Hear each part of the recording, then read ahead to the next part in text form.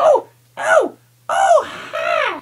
This is Cocky the Rooster, and I have a message for Jason Seagull. Last year, I asked you if your pal Gonzo had any tips for picking up those sexy chicken ladies that he's always dating. You said that I should just be myself. Well, I tried it, and, well, it didn't work. The ladies don't like me. But then I decided if I can't be myself, I can be yourself. So I went online and I told everybody that I wasn't Cocky the Rooster. I was Jason the Seagull. And you know what? The chicks came flocking in.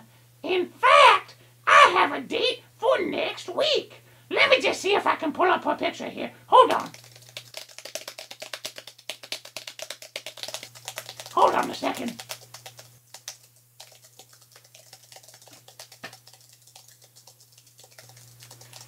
Oh, there she is.